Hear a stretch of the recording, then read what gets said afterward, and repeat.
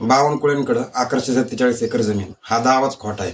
Social मीडियाच्या रेसमध्ये लय जण पळतात ते. आता ह्याच्यामध्ये काही जणांची चुकी होती, काही जण वाचतात ते, काही जणांचा बोल्ड होतोय. आणि या 1147 एकर जमिनीमागचं एक छोटीशी स्टोरी तुम्हाला सांगतो. ही एक छोटी चूक होती. हा व्हिडिओ ना बावनकुळे यांच्या समर्थनार्थ आहे, ना रविराज साबळे यांच्या विरोधात आहे. हा व्हिडिओ आहे या एका छोट्याशा पत्रकारासाठी, ज्याचं नाव आहे रामेश्वर दरेकर. रविराज साबळे यांनी 1147 एकर जमीन असल्याचा बावनकुळेंचा एक व्हिडिओ टाकला होता. आता त्यांच्यामधले 7 बारे मिनिट पाहिलेले नाहीत, पण सर्वात आधी या 1147 एकर जमिनीचा विषय या रामेश्वर दरेकर या छोट्याशा पत्रकाराने काढला होता.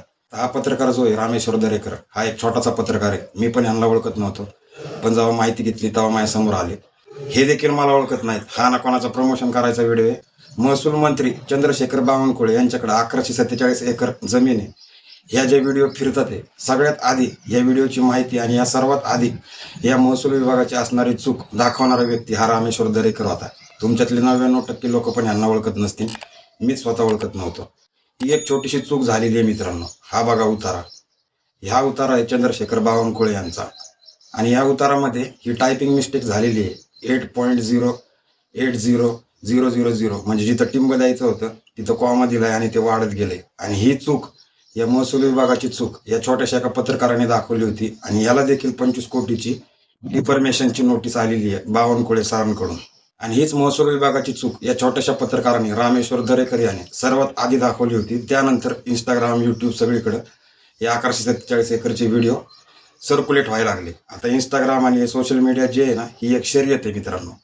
कोण पहिलं येते आणि कोण दुसरं येते. आता या रामेश्वर दरेकर, जे काही लोक यांना ओळखत असतील त्यांना माहिती असेल, हा विषय सगळ्यात पहिले यांनी मांडला होता. तर या पत्रकाराने रामेश्वर दरेकर याने ही महसूल विभागाची चूक दाखवली होती आणि ह्याला देखील 25 कोटीची डिफॉर्मेशन नोटीस आलेली आहे. जी नोटीस रविराज साबळेंना आली आहे तीच नोटीस ह्याला पण आलेली आहे. आता रविराज साबळेला तुम्ही लोक ओळखता म्हणून तुम्हाला माहिती आहे, पण ही नोटीस ह्याला आली हे तुम्हाला पण माहिती नसेल.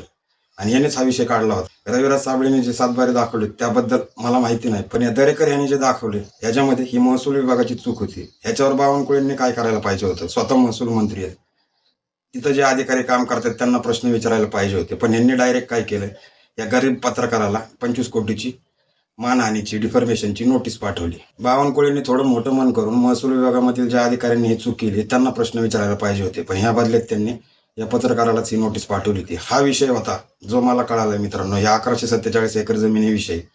आता याविषयी रविराज साबळे यांच्या समर्थनार्थ भरपूर लोक व्हिडिओ बनवतात. मी पण स्वतः व्हिडिओ बनवला होता, पण याच्या मागे ही एक स्टोरी लपलेली आहे, ही मला माहिती नव्हती. ही एक टायपिंग मिस्टेक झालेली आहे. बाकी आपला सपोर्ट तर आहेच रविराज साबळे यांना देखील, पण मित्रांनो या दरेकरला पण सपोर्ट करा. याला पण 25 कोटीची डिफॉर्मेशनची नोटीस आलेली आहे.